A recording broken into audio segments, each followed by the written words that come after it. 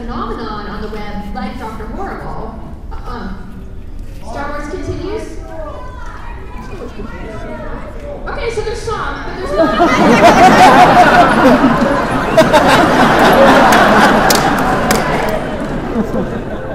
Okay, there are some comics, but like think about it. 5 years in the making, there haven't been any that is such a big phenomenon. Like you could just, it's so before its time. Like really, it's House of Cards revolutionized the web. Like, Dr. Horrible revolutionized the web in a way that made it seem like legitimate people are going to make, air quotes, because I was on there before, but I don't call myself legitimate, or who we kidding? But Dr. Horrible really made an impact in a way that people in the entertainment business noticed, and it was completely fan-driven. There was $0 per budget. Like Jet Whedon, one of the writers, music producers, composers, co-writers, he did the website because they couldn't afford a website. And that's why it crashed immediately, you know. It wasn't his fault, it was the server, but like, that was how bare bones it was. And that's kind of amazing that, you know, yeah, there were some elements there that were really high and fancy, but really it was done in a way that was very bare bones, and I think the fact that it succeeded, should, you know, it's very inspiring, and I think it changed the web for good. And that's why we're here now with more web series and all that stuff that you guys so nicely mentioned.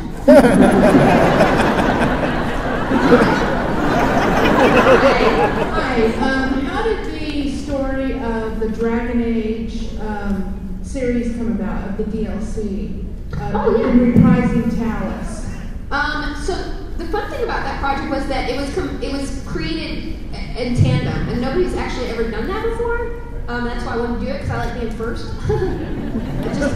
Yes, I do that on with I do it on with YouTube videos. I'm first. I'm that guy. Whatever. So it was cool because EA approached me and they were like, Dragon Age 2 is coming out in 6 months. We'd like you to do a video, and I was like, I'll write a whole hour of content.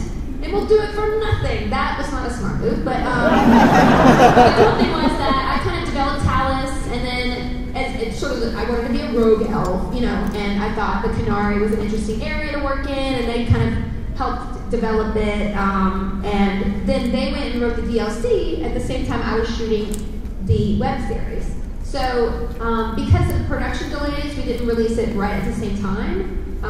It was just too hard. It was too short a span. You know, TV takes years to make, guys. To be able to coordinate a DLC and a web series proved to be more challenging than we thought. But the fact that it was live action and a DLC, like I haven't seen anybody do that since, and I think it's really cool because as a gamer myself, I would love to have another like series with Dorian from Inquisition. Inquisition,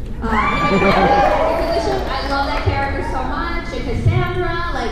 All those characters, of course, I spent 180 hours in that game, and I'm like, I'm in love with everybody. I've been trying to love everybody, and some of them will not have me. It's really weird. I couldn't get Iron Bull. I didn't know what the deal was. He's supposed to be the easiest. Whatever, I could talk about this to 4 people who care, but anyway, so I think it's a cool template for something to be done in the future, and I would be like lining up to do something else with a video game like that. Hi. Hi, my name is Sarah, and I would like to know how you get back a Will Wheaton when he parks in your parking space. The thing is, there are plenty of parking spaces there. And for the first time in my life, I had like a place. You know, I was so excited about having a place. And that jerk, he parks in my parking spot every time there's an editing session. I think he's mad because like, I don't come into editing sessions. I don't think so. He's just being a big brother jerk. I mean, that's really what it comes down to. I don't get back at him, but sometimes when I'm giving edit notes, I'm like, oh, looks really smug here. Like sometimes, but it's like he doesn't really look smug. It's just like I'm ribbing him. I don't think he's actually noticed. So I'm like begging for attention and notes that he probably doesn't read, and I don't know how to get back. Do you have any suggestions? I heard recently there's a company that will send him an envelope with glitter.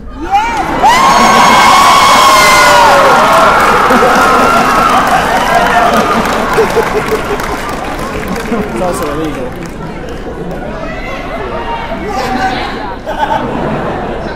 I'll bring you change my order. Okay, bye.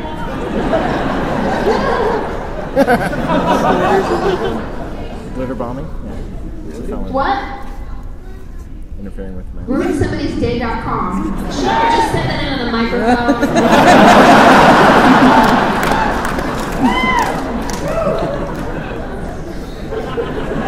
I'm gonna get some calls. Hi. I'm Liz. Hi, Liz. I just wanted to say thank you for everything you've done as an inspiration and role model for female gamers. Oh, thank you. My next question is, when you did come out and talk about Gamergate, were you scared of the backlash? Yeah, I think that this is not something I want to talk a lot about because somebody on the internet will clip it and then it's bad. It's bad. It's kind of a sad thing all around for gaming, and that's why I wrote Tumblr, because I wanted to bridge the gap between. There's just bad emotion, and I'm like a very sensitive, emotional person, and I was like, can we, on every level, can we just get rid of this kind of hatred, because we're never going to agree with anybody or find a middle ground or anything if we have this emotion around gaming. And I was most upset that I thought that all the things that were happening were going to drive people away from gaming, like casual people, or people who were thinking about gaming and gaming, because I know that gaming is much more than that. Yeah, I was, I've had incidents where people were over the line in my life, and, I think that inevitably comes with being well known in a sense, or known in certain areas. So it was certainly something that I thought many, times over before I posted something. And at a certain point, you just read my Tumblr, it kind of tells the story of why I decided to say something. And of course, the backlash was not particularly enjoyable.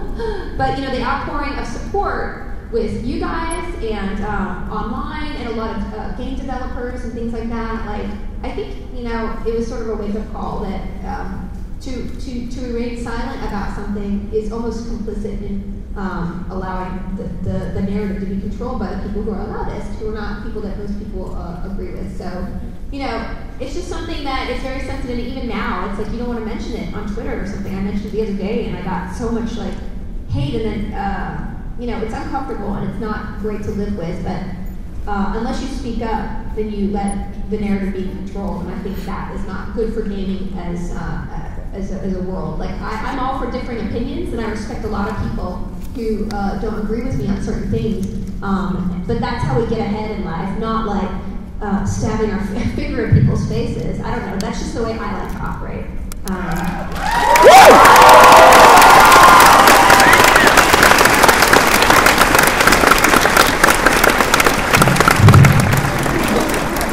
Tiptoeing around that. Yeah, but thank you guys. Hi. Hi, I'm Joseph. I'd like to thank you for coming out to Salt Lake. We really appreciate you here. Thank you. Really big streets. Do you notice you have big streets? You have to be able to turn a wagon around. Is it really true? I was looking on my little Yelp thing, and I was like, oh, this place looks like a cute bakery. And I was like, what? It was 5 blocks. It's 8 miles. It's cold. It's impressive. It's kind of like Paris without Parisians.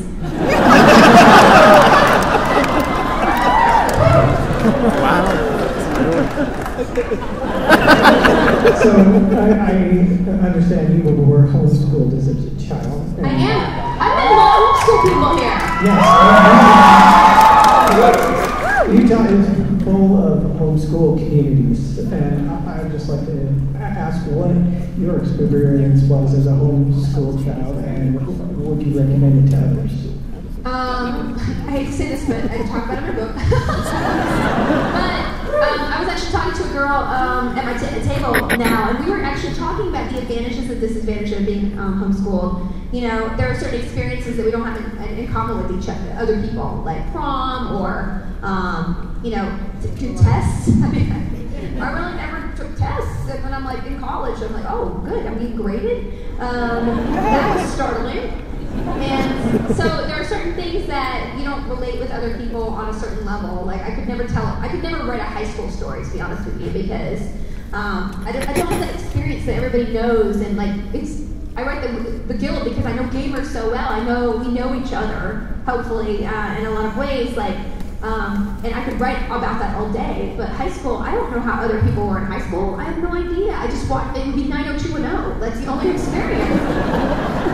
But we were also talking about how, because of homeschooling, we didn't know those norms or those rigid truths. And because of those, we maybe were gravitated toward gaming or other things that weren't considered, girly, right? I never thought there was anything weird about playing dragons or playing video games with my brother all day. Like, it literally, I was never judged for it.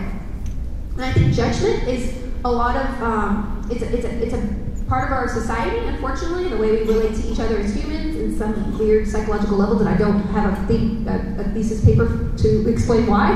But I think judgment inhibits a lot of people from trying things. And I think because the formative years of my life were unjudged in those ways, I never was embarrassed to say that I love this, or I love this, or or I want to do this activity, or I really want all the Robert Jordans in first edition signed by Robert Jordan. I never thought that was uncool in a sense. So I guess for that advantage, and one thing that in my life, I'm like, just be proud of who you are. No matter, there is no normal. Like, there is no normal. I said the word normal earlier, and that was not right, because like there is no normal. It's who you are. That's really what it is.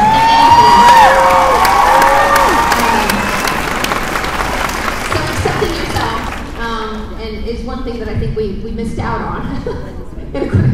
The reverse of that.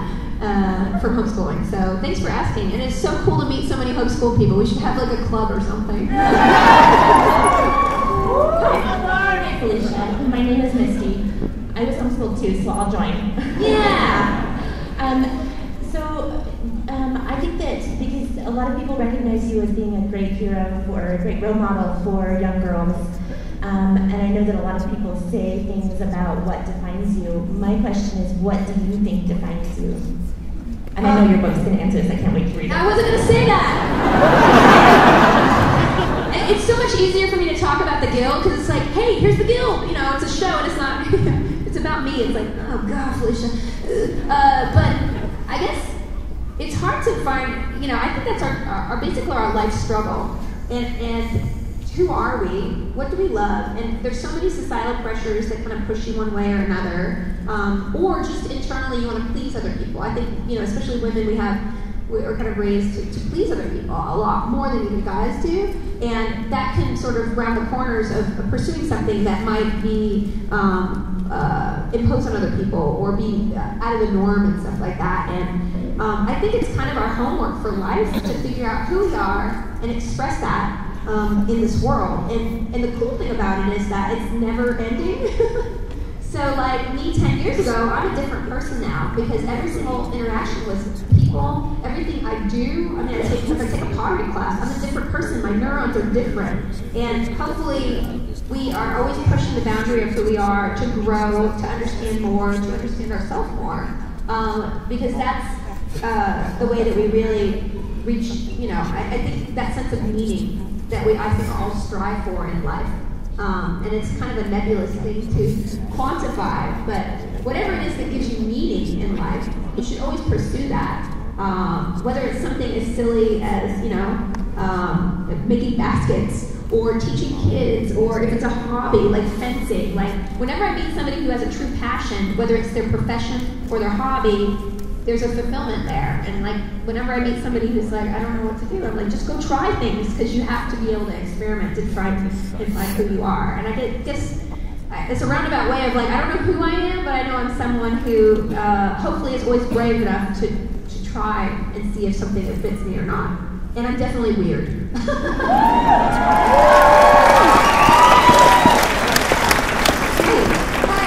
so my name's Maya, and my question's about Supernatural. So, yeah. The leg walk? You want to know about the leg walk? No. So on last week's episode, you portrayed a totally evil character and a totally good character. What was that like for you as an actor to be in both of those different roles, even though you're playing the same person? It was nerve-wracking. When I was going to say something but then I was like, there might be children involved here. It was puckering in my face area. When I first read the script, I was like, oh God, what? And I panicked, of course. My natural reaction to anything is panic, and that's why no one ever drive with me. And then when I got that under control, I was like, oh boy, this is great. I get to be bad. I get to not care what people think of me. I get to not, back down and give the limelight to somebody else. I can just be as bad as I want. And it was so empowering because I'd never done something like that before. People see me as a nice person, hopefully, and then I play a lot of nice people. But being evil was so fun, guys. I got to drive baby, and I was like, I rented a little Dodge Chargers last time I visited my parents in Austin, and I kind of wanted to buy one, and I was just like, this is a rental car, I don't care. So it was really cool. As an actor, it was a great challenge, and I wanted to make sure that good Charlie and bad Charlie and normal Charlie were all three different people. And so I approached it the way that if you were a whole and you split, who would get who? Who would get what? This person's confident, not confident, empowered, not empowered, sexual, not sexual. I tried to just sort of parse up who Charlie was into columns. And the great thing is that Phil, the director, was very good about helping me steer into areas that I didn't think of with each of the characters. I think that shows on the screen. Jensen was less helpful sometimes, and he would make fun of me, for legit. I would be in the fight scene, I'd be he's like, you look like you're a 1920s boxer. Wait, what? And then I got really angry, and I hit him so hard I dislocated my thumb.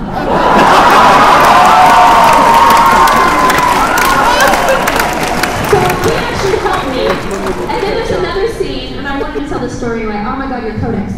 I can see that from here with my glasses. You're beautiful.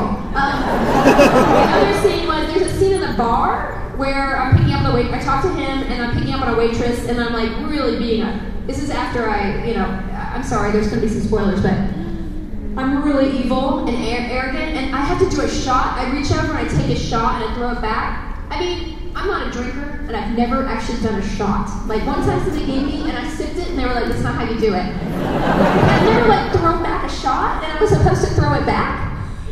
And on his coverage, well, first of all, I, gulped it. He's like, no, what are you doing? Then on his coverage, I did it so violently, I splashed it all over my face.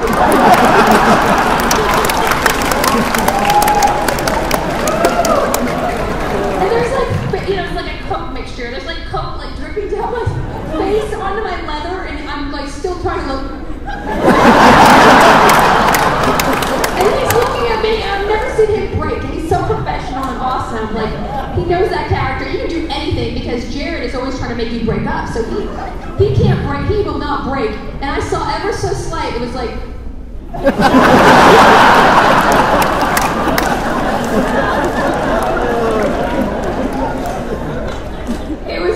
amazing. So, he did not let me forget that. Hi, Codex. Well, first of all, do you want to do my avatar? I enjoy the offer. I'm taking it, but you look beautiful, so I would consider it were I single. Is that okay? Did I get out of that? Okay. So my name is Brenna, and I was wondering if Codex is going to make any appearances in music videos in the future. Oh, good question. So the guild ended in, I think, at the end of 2012 or 13. It was 2 years ago. Basically, 2 years ago I ended it, and it was because I found a storyline that I felt finished the arc. I haven't done anything with it. I was thinking about maybe doing some comics, but I kind of got really swamped. I actually had a really bad year. I got very sick, and I got very depressed, and I just had a lot of challenges. And it was very hard to work through, and I had to take all last year off to kind of recover in a lot of ways. And so that's why I didn't do anything there. But the distance that I get from the guild makes me love it more, especially writing about it and exploring my times there from a different point of view. And I still love those characters so much. And the great thing is, in all the years that we did the show, I still own the rights to the show. So I can kind of do whatever I want with the guild. And I'm working on a new project now that's unannounced, and hopefully something woody.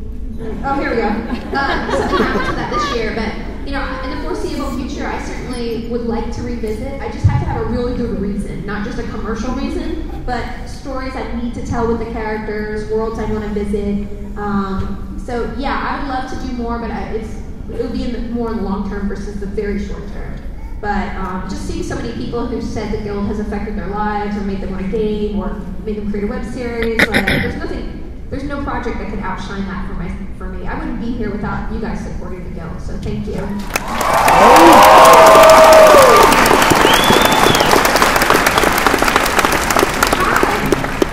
Hi, my name is Kim. I'm a really big fan, especially of your vlog series. And but I thought you were going to say Dr. Horrible, but... Well, I'm a fan of everything you've been in. I like you. So, in the vlog, I really like watching you try different things, trying new things all the time, and then especially one where you're overcoming your fear. Fear of heights, jumping off the trapeze and doing it over and over again, and keep doing it even though you didn't want to. That being said, with your I guess background, being able to face your fears, I'm also a fan of your Twitch stream. Oh, thank you. Are you in it? What's your handle? Grimlink. Oh, okay. I'll look for you next time. All right. Would you have you ever thought about restreaming or replaying Five Nights at Freddy? Never. Five Nights at Freddy is like the worst. I screamed. I do not like being terrified by my gaming. It's not interesting to me. I also panic. Speaking about that vlog episode where I do the trapeze, we actually cut out me crying. And since that episode, and I want to tell you, it's always good to experiment. I'm sorry, we're out of questions. I really apologize, but we have one more that we're going to do. But because of that, I say push the limits of who you are and really explore, because if you experience something you don't like it, at least you know within reason. But maybe not with heights, because after I did that trapeze, I couldn't even drive over bridges. I would be so frightened, and I would get vertigo just over bridges because I was so terrified of that experience. So maybe I should have gone to some therapy or something before I tried trapeze. I can imagine other people might enjoy it, but circus people, hats off, man. That was terrifying. So no more Five Nights at Freddy's, no Silent Hill, none of it. Last question, or maybe next to last question here. Hi, I'm Kaylee. Hi, Kaylee. I was just wondering how it feels to be an honorary Manchester. How does it feel? Oh, it feels good. I don't know what else to say there. I mean, it's an amazing family to be a part of, and I have to say it's touched 4 seasons. I feel like as a girl, I'm like, you dodged a bullet every episode. There's a lot of girl casualty rate on that show, and every single new episode I get, I'm like, woof, I'm not dead yet. I'm sure my time will come, and I'm sure they'll do it in an amazing way, but right now, I'm a whole person in the world, and being a part of the family is really cool. I get to meet new people who are interested in my work. I get to work with some of the most gentlemanly, awesome guys I know, and it's just fantastic. I would never want to be on just a random sitcom that nobody really felt passionate about. Oh yeah, you're on NCIS, or like.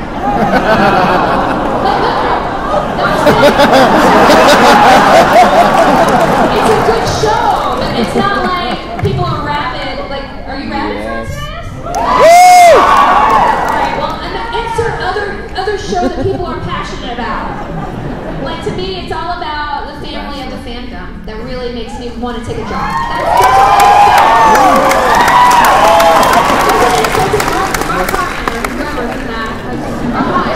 last question.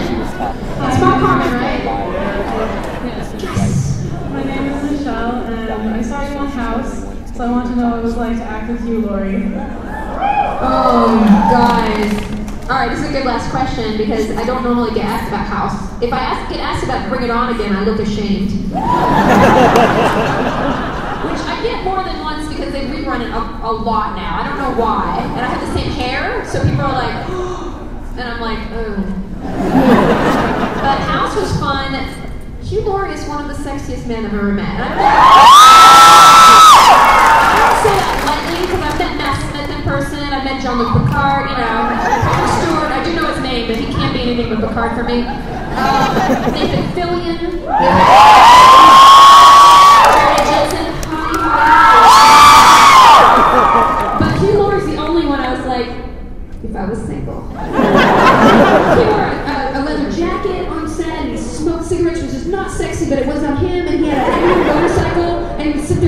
rude with an English accent, and I'm like, take me.